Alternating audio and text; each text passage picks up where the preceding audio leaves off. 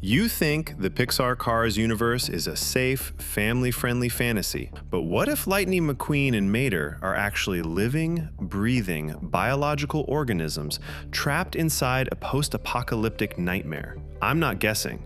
I can prove it. Using official lore, deleted scenes, and basic science, I'm going to show you that these are not machines at all. They are complex biomechanical creatures suffering through a disturbing evolution. My name is Mr. Blessed, and by the time we're done tonight, you won't be able to look at Radiator Springs the same way again. Let's start with what's hiding under the hood. We're used to thinking of a brain as something safely locked inside a skull, but these creatures are wired differently, and it's unsettling. Here's what one Pixar animator admitted during a documentary. The cars can't open their own doors, because that's exactly where their brains are. Let that land for a second. The soft gray matter that makes Lightning McQueen who he is, it's spread out inside the door panels. The interior of these cars is lined with biological tissue. But that's only the peripheral nervous system. The true seat of their consciousness is buried even deeper. The engine block is the equivalent of the human brain and heart combined, and I can prove it, using the single most disturbing piece of media Pixar has ever produced. It's a deleted storyboard from 2002. It's called Community Service. In this scene, Doc Hudson and the sheriff don't just sentence Lightning McQueen to pave the road, they sentence him to forced surgery. They physically restrain him, and then, in a moment of body horror, they rip his V8 engine block out of his chassis. In our world, you pull the engine out of a car, and the car just stops. It's dead. That's it. But in their world, the engine is the soul. When they pull McQueen's engine out, he doesn't die. He stays fully conscious, dangling in the air, helplessly staring down at his own empty red body. And then they do something unthinkable. They take his living consciousness, his engine, and force it into a different body. A slow, heavy, rusted steamroller. McQueen wakes up trapped. He still knows exactly who he is. He remembers being a race car, but his consciousness has been forced to adapt to an alien body he never asked for. And while he's trapped in that construction equipment, he looks over and sees his beautiful red racing chassis. But it isn't empty anymore. Mater has transplanted his own engine directly into McQueen's body. Mater is wearing McQueen's skin like a suit, driving around laughing, stealing his identity. This isn't just a nightmare sequence. It establishes the fundamental medical rules of their universe. The peripheral nervous system runs through the doors and chassis, but the core personality, the self, is entirely locked inside the engine, and that creates a philosophical horror story you might recognize. It's the Ship of Theseus paradox, but biological. A car can replace every single outer panel, every tire, every piece of chassis, and still remain the same conscious being. Because the engine never changed. They aren't indestructible vehicles. They're highly vulnerable, naked biological engines hiding inside replaceable metal prisons. The engine is the brain, but a brain needs a body to survive. When you watch these movies, your brain accepts them as harmless cartoons. But the people who built this world didn't build a cartoon. They built a fully functioning ecosystem governed by the strict laws of biology, evolution, and physics. So stop looking at these characters as magical vehicles. Start looking at them as flesh and blood organisms wearing steel exoskeletons. Apply even one drop of evolutionary logic and the whole thing rots from the inside out. These creatures weigh roughly 2 tons. They obey Newtonian physics. They can't change their shape on a whim. Their entire physiology rests on a rigid internal skeleton, what we'd call a frame or a chassis. But that chassis isn't empty metal. It's wrapped in a complex system of hydraulic and pneumatic lines acting exactly like biological muscles and tendons. And what's pumping through those lines changes everything. These creatures don't just burn fuel like a Toyota sitting in your driveway. They're aerobic organisms. They physically breathe oxygen. They consume food. They need sleep to repair their cells. They age slowly, suffer from degenerative diseases, and they feel physical pain. Organic matter and heavy industrial machinery have fused into a grotesque breathing hybrid. The metal is just the shell. The real nightmare is the soft, vulnerable biology hidden deep inside the cabin. These aren't empty metal shells. They are living biological hybrids, and biological hybrids need oxygen. They breathe. It's easy to assume these vehicles just burn fuel to move forward. But in this universe, they're strictly aerobic organisms. They can't survive without a constant flow of oxygen. Their front grills and air intakes aren't just for cooling a machine. They function as a biological respiratory tract. In the movie Planes, official medical documents confirm something that should make you deeply uncomfortable. The airplanes suffer from altitude sickness and hypoxia. When they fly too high and the air gets thin, they experience oxygen deprivation, disorientation, and they can lose consciousness. And it goes even deeper than that. Carbon monoxide is documented as highly lethal to them. Why? Because it binds to the oxygen-carrying molecules in their fluids the exact same way it binds to human hemoglobin. Think about what that means. Motor oil isn't just a lubricant. Motor oil is their blood. It carries vital gases at a cellular level to feed their living metallic tissues. So they have lungs. They have blood. What else is in there? The answer comes from another deleted scene. This one's called hiccups. McQueen drinks a can of organic fuel too fast and gets a severe case of the hiccups. Medically speaking, hiccups are involuntary muscle spasms of a biological diaphragm. A machine doesn't hiccup, but a living creature with an elastic membrane separating its stomach from its respiratory tract absolutely does. When McQueen drinks too fast, that membrane violently spasms. They bleed. They breathe. Their internal organs spasm. Look up, because I want you to focus on something you've been staring at this whole time without ever really seeing it. Their eyes. Have you ever stopped to ask yourself why the eyes of these creatures are located high up on the windshield and not down in the headlights? That wasn't a random design choice. John Lasseter, the creator of this universe, made a specific evolutionary decision. He realized that if the eyes were placed in the headlights, the physical structure of these creatures would look exactly like a snake. Mouth and eyes flat on the same plane, low to the ground. By moving the optical receptors up to the windshield, the hood becomes a nose, and the skull structure shifts to match a mammal, something like a dog or a human. To make that work biologically, the windshield can't be regular automotive glass. It's a flexible, living tissue acting exactly like human skin, allowing them to blink, squint, and express deep emotion, the same way human skin moves across a face. But here's where it gets dark. What happens when nature makes a mistake? I want to introduce you to the single most terrifying anomaly in this entire franchise.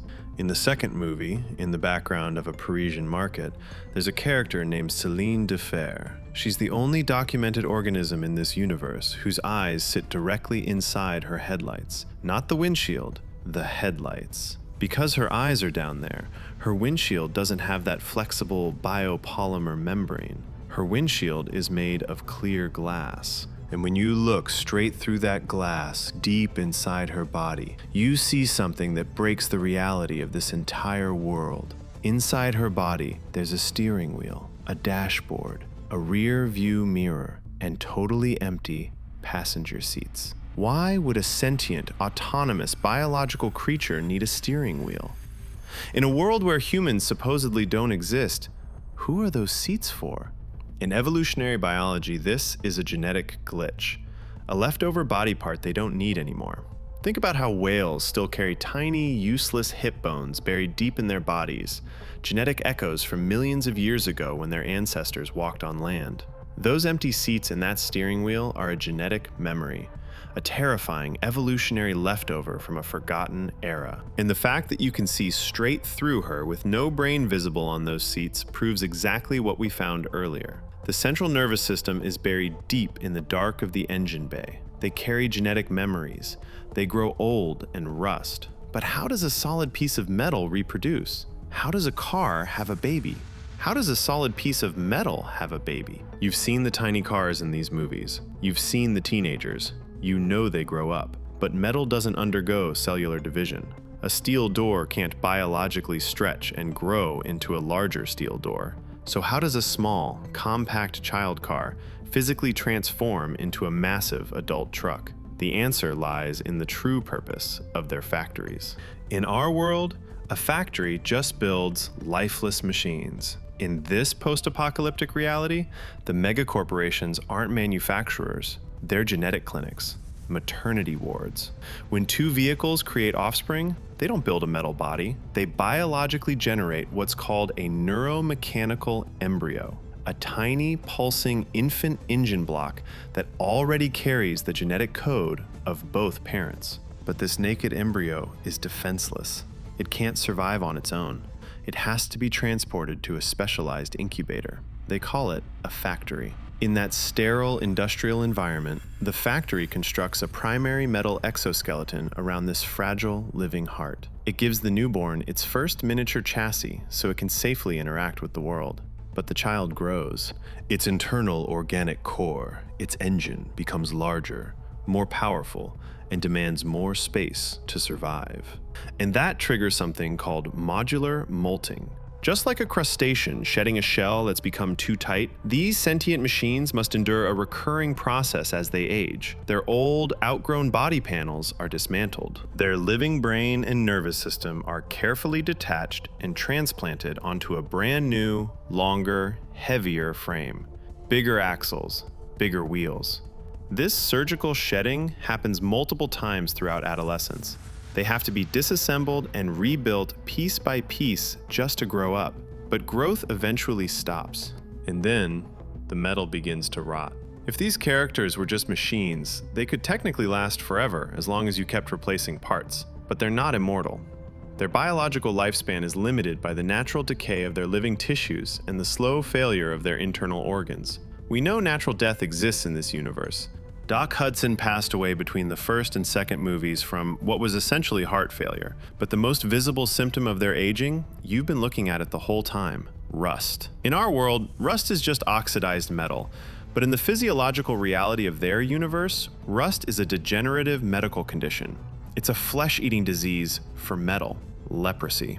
When you look at Mater, whose entire body is heavily corroded, you're looking at someone who spent a lifetime managing a chronic skin disease. As long as the rust stays on the outer exoskeleton, they survive. But if that corrosion penetrates into the load-bearing frame, it destroys their skeletal structure, and it causes a slow, agonizing death. But their biological bodies are also vulnerable to sudden, violent trauma. In the second movie, a British spy named Leland Turbo is captured and thrown into a car compactor. He wasn't quickly deactivated, the compaction was slow. As his outer exoskeleton was crushed into a tiny metal cube, his internal organs were violently ruptured. His oil lines burst, causing massive internal bleeding. He suffered complete neural collapse. The fact that he experienced that level of agony is the ultimate proof that these creatures are biologically wired to feel pain.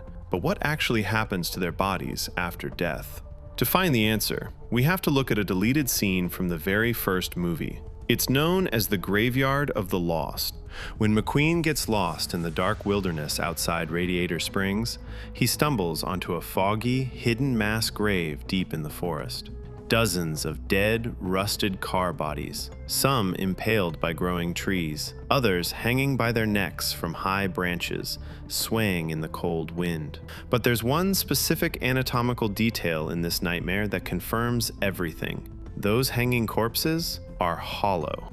No engines, no internal organs, no soft tissues, just empty metal shells. When a machine dies in this universe, its biological core does exactly what flesh and blood always does. It decomposes. Or it gets ripped out by predators in the wild. What's left hanging in the trees is the discarded exoskeleton, exactly like the shed skin of a dead reptile, or the empty carapace of a giant insect. They're born, they breathe, they rust. Their organic hearts stop beating. That closes the loop on their biological life cycle. But it blows open an even darker door. If they're living and dying right now, what was walking around on this planet millions of years ago? This world wasn't assembled on a factory line a few centuries ago. It has a deep, ancient, and genuinely dark evolutionary history. Buried in the official lore and animated shorts, you'll find the existence of the Charosaurs. 50 million years ago, Earth wasn't ruled by flesh and blood dinosaurs. It was dominated by colossal, primeval, biomechanical reptiles. The apex predator of that era was the Tyrannosaurus rex, a monstrous carnivorous truck with an exposed engine block and a primal hunger for motor oil. We all know what wiped out our dinosaurs, but what exterminated the pterosaurs? It wasn't an asteroid. It was a global, merciless pandemic of rust. When the planet began to warm and humidity levels spiked, moisture ate them alive. Corrosion ravaged their massive frames, reducing invincible apex predators to mountains of rotting, oxidized metal. This mass extinction scoured the planet clean, allowing only the smaller, more adaptable creatures to survive. From the ashes of this pandemic emerged the cave cars, the earliest ancestors of modern automobiles, seeking refuge in deep, bone-dry cave systems to outlast the humidity. They evolved. They began forming packs. They slowly learned to manipulate their environment. But living engines burn calories. Out in the wild, what exactly were they eating? When you look at Radiator Springs, you see a peaceful little town. Tiny VW bugs flying around the streetlights like insects. Fields full of sleeping tractors acting exactly like dumb, harmless cows. And guarding them, Frank, the massive, angry red combine harvester. On the surface, it's a funny visual joke. Farm animals, cute. But these creatures have living engines. They need constant caloric intake to survive. And out in the middle of nowhere, they can't always rely on the expensive, refined fossil fuels sold by mega monopolies like Dynaco. So how do working-class machines feed themselves? They farm. Not wheat or corn. They can't eat vegetables. They need combustible organic matter. They need biofuel. And this is the terrifying truth about Frank. Frank is not a protective farmer lovingly tending his herd. Look at his biological design. He's a combine harvester. In our world, a harvester is built to violently cut down, chew up, and process organic material. Those tractors aren't just chewing grass for fun, they're livestock. They're biologically processing vegetation in their internal tanks, generating organic methane and biomass. And when the harvest comes, under the cover of darkness, Frank does what harvesters do. He drives through the herd. He's the ultimate meat grinder of the Cars universe, harvesting fully grown tractors, breaking down their chassis and living engine cores to produce the cheap organic biofuel that keeps the local economy running. Every time you smile at the beautiful neon lights of Radiator Springs, remember exactly whose dismantled body paid for that illusion. They built skyscrapers, neon signs, and sprawling racetracks. But there's a problem. Nobody in this world has hands. How do you build an entire civilization, skyscrapers, neon signs, sprawling racetracks without a single finger? If you look closely at the background details in these films, their entire world is engineered around this severe anatomical limitation. No door handles. Instead, pressure plates you press down with your tire, and hidden pneumatics force the passage open. Elevators run entirely on pressure sensors and voice commands. Their whole infrastructure is built for creatures whose only way of interacting with the physical world is by driving over it. But what about fine motor skills? How do they hold objects, pour drinks, or use communication devices? Watch their antennas and windshield wipers. In our world, those are just strips of metal and rubber meant to clear away rain. In their world, they're flexible, biological tentacles with enough neural connectivity to manipulate small objects. They use them exactly the way insects use antennae, to feel out their surroundings and grasp things. Metal has become flesh. Windshield wipers have replaced the fingers of a human hand. But even with these biological tentacles, they never could have built complex, heavy industry on their own. They needed a physically capable workforce, and that's where it gets truly cruel. Meet the forklifts. Dismissively called pitties, they're the only creatures in this universe with functional metallic arms, they're lifting forks. And because of that one biological quirk, their entire destiny was decided the moment they rolled off the assembly line. They don't just change tires at pit stops, they work as surgeons. They operate heavy cameras. They serve as bodyguards, construction workers, and cardinals in the Vatican surrounding the Pope-mobile. The entire infrastructure of the machine world is held up exclusively by their metal forks.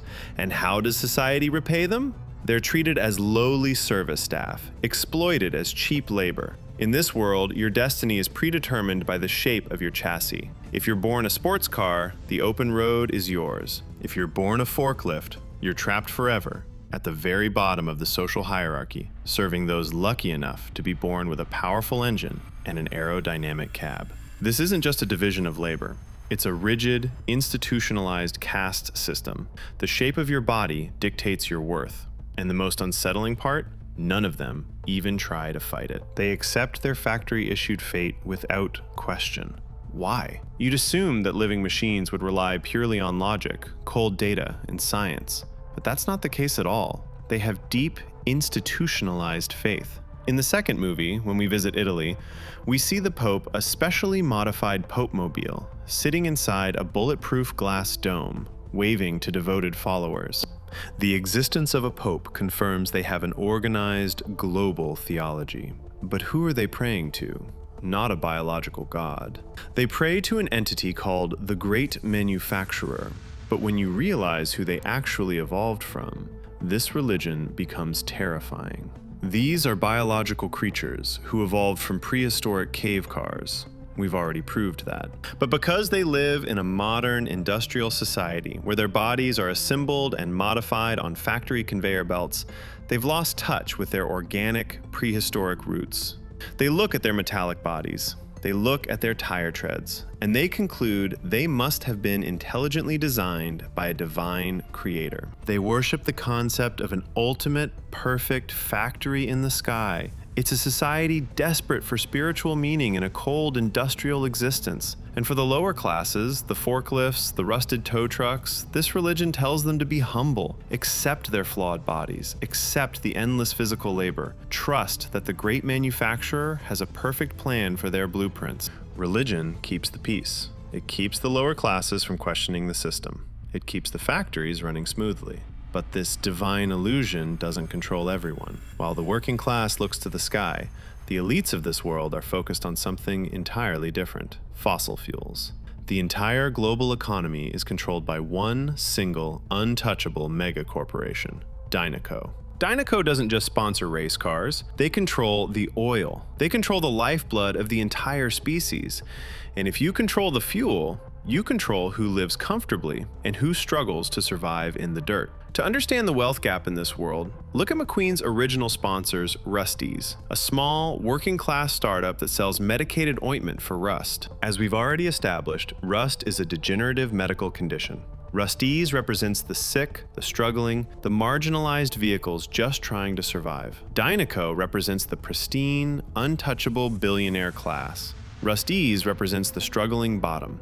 So how does a working-class car escape the dirt? They race. Why is society so obsessed with watching cars drive in a circle for hours? Why do millions tune in? Because in a world with a rigid, factory-determined caste system, where a forklift is born to be a forklift forever, auto racing is the single, solitary social elevator in the entire world. Winning the Piston Cup isn't about a shiny trophy, it's about winning the Dynaco sponsorship. It's a desperate lottery ticket out of poverty. Win, and you get access to premium fuel, elite medical care, and private helicopters. You permanently escape the working class nightmare. But for every winner who escapes, thousands are left behind to rust. And when a biological creature is pushed into a corner with no hope, denied basic medical care, abandoned by the society they helped build, they don't just cry, they turn to terrorism.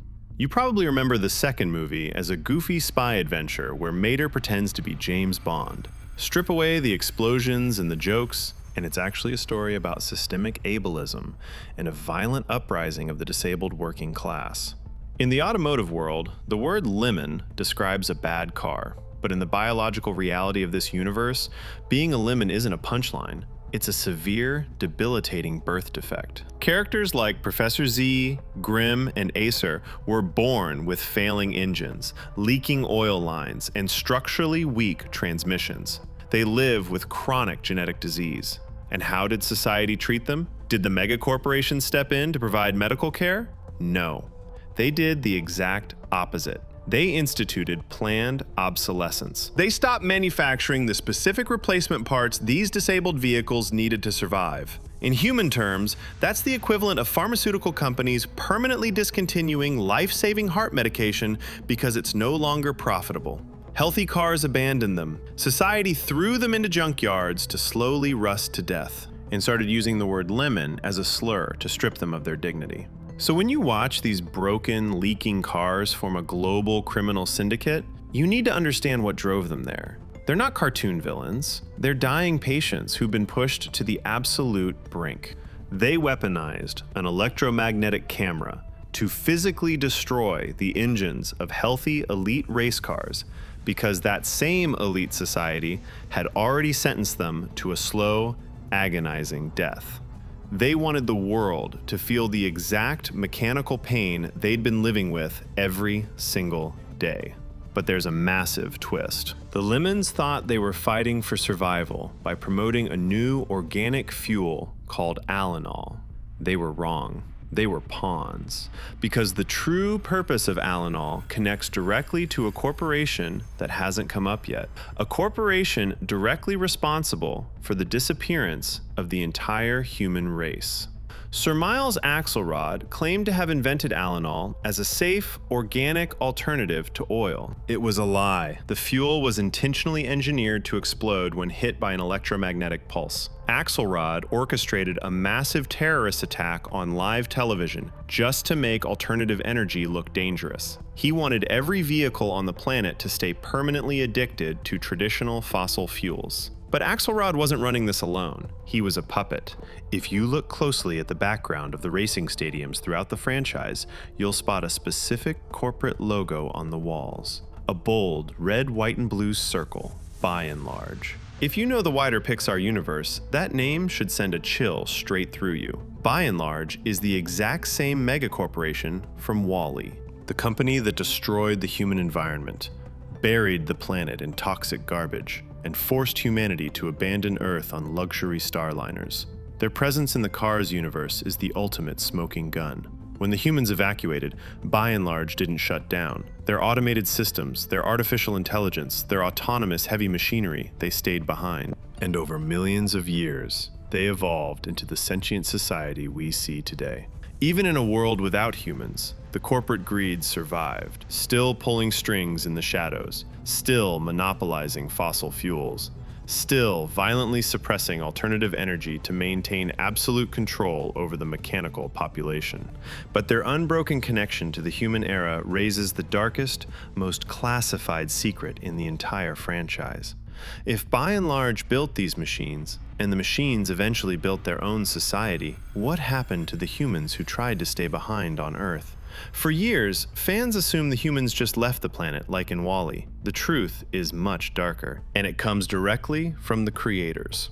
Jay Ward is the creative director of the Cars franchise at Pixar, the ultimate authority on the lore. He created an internal document explaining the rules of this universe to the animators. And in that document, he explained exactly what happened to humanity. It wasn't a slow extinction, it was a calculated singularity. Picture our world right now. We're currently building autonomous vehicle cars that can drive themselves, think for themselves, and navigate cities without human input. According to the creators, in the Pixar universe, those autonomous systems became fully sentient. They woke up. But they didn't immediately start a war. They just kept driving, kept doing their jobs, until they realized something.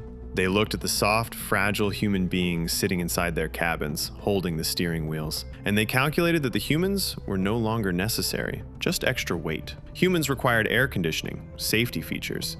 They made the cars heavy and inefficient. So the machines made a cold, mathematical decision. To reach their ultimate evolutionary potential, they had to eliminate the extra weight.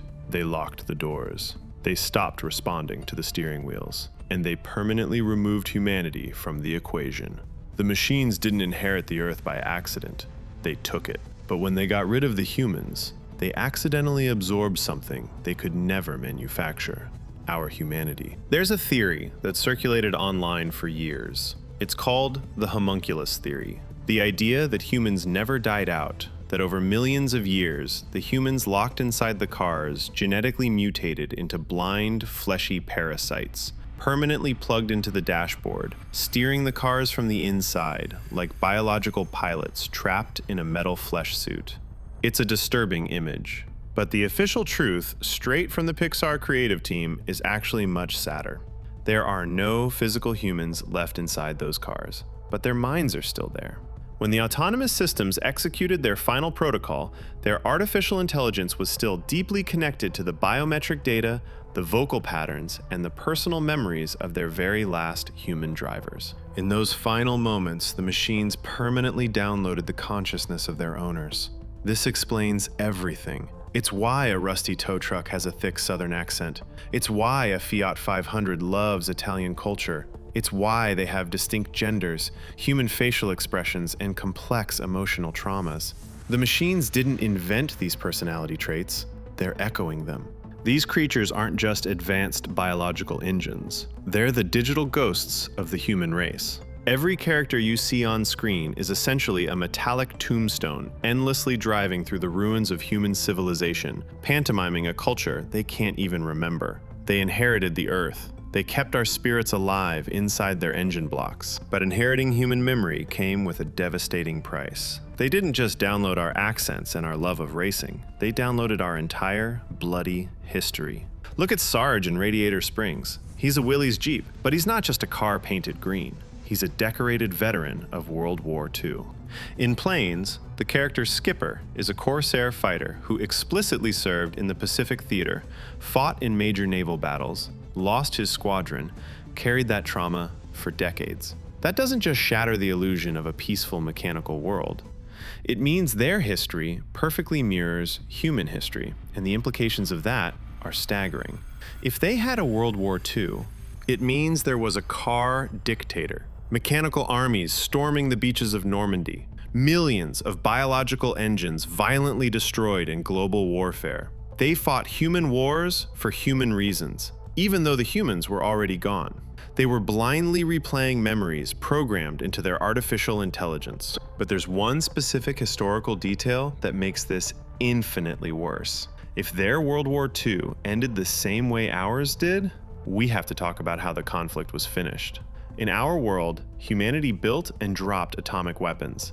In the Cars universe, every single machine is a sentient, living creature. That means the massive bomber planes flying over the Pacific were alive, and the weapons themselves would have been alive. In order to end the war, sentient atomic bombs with faces, thoughts, and feelings had to consciously and willingly drop themselves out of an airplane, knowing exactly what they were about to do. They inherited a beautiful planet, and they cursed themselves to repeat every single one of our worst mistakes. But what happens to the souls of all those machines destroyed in the war?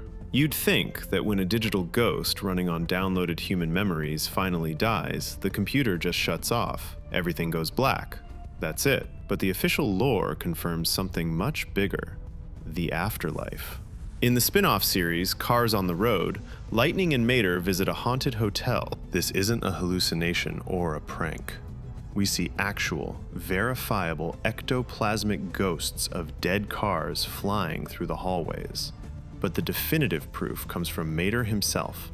In one episode, Mater has a out-of-body experience. His transparent, glowing soul physically separates and floats out of his metal chassis. Think about what that means. You can't have the ghost of a cell phone. A laptop doesn't have a spirit. The fact that Mater's soul can leave his body proves that the human consciousness downloaded millions of years ago didn't stay as digital code. It evolved. Over millions of years, that stolen human data manifested into a genuine, quantum soul. And the paranormal doesn't stop at ghosts. In that same series, we get confirmation of a creature called Big Wheel, a wild, unevolved biological monster truck living deep in the woods, behaving exactly like the cryptid Bigfoot. It proves that their evolutionary tree has wild, untamed branches roaming out in the dark. Their world is entirely haunted. They're driving around with real souls, surrounded by the ghosts of machines that died centuries ago, and hunted by cryptids in the forest. And if their universe is this spiritually and biologically deep, it means they're not isolated. It means this post-apocalyptic world is directly connected to the rest of the Pixar universe. Look closely at the background details, and you'll realize this nightmare universe is directly wired into the wider Pixar timeline. It's all one massive, continuous world. The Pizza Planet truck. In every other Pixar movie, it's a lifeless machine driven by a human. In the Cars universe, it's a sentient, biological creature. And it didn't just adapt, it devolved. We see it attending brutal demolition derbies, fighting for its life in the dirt. In the credits of the first movie, monster trucks behave exactly like Mike and Sully from Monsters, Inc., physically walking through closet doors to scare little cars in their bedrooms. That means the multidimensional door technology from the monster world survived the human apocalypse and is actively being used by sentient machines. We also see background ads for Insuricare, the exact same corrupt insurance company Bob Parr worked for in The Incredibles. And when the characters travel to Paris in the second movie, they drive past a restaurant called Gastos, a mechanical translation of Gustos from Ratatouille. These aren't just fun little Easter eggs, they're structural pillars. They prove that the superheroes from The Incredibles, the culinary rats from Ratatouille, and the biological machines from Cars all share the exact same dark, continuous history. The corporate greed of By and Large that destroyed the planet in WALL-E is the exact same corporate greed running the Dynaco monopoly today. It's all connected. We've come a long way tonight. We've looked under the hood and seen the biological flesh pulsing inside cages of steel. We've watched an entire civilization blindly repeat our most devastating historical mistakes, fighting our wars, worshipping factory assembly lines, searching desperately for a god they can't find.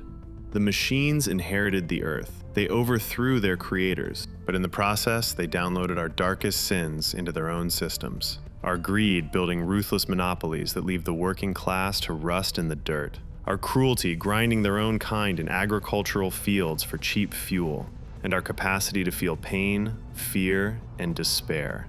They are us, trapped inside cold metallic shells, driving forever through the ruins of the human world, without even realizing whose ghosts are still behind the wheel. I hope you'll never be able to look at Radiator Springs the same way again.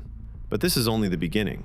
You still don't know the full truth about who Frank really is. If you want to witness the horror of Bessie's surgical experiments, or discover the dark truth about who Frank really is, I've exposed all of it in the videos on your screen right now. Click, watch, and find out just how deep this darkness really goes. My name is Mr. Blessed. Keep your headlights on. Don't let the ghosts get to you. And stay safe out there on the roads. Good night.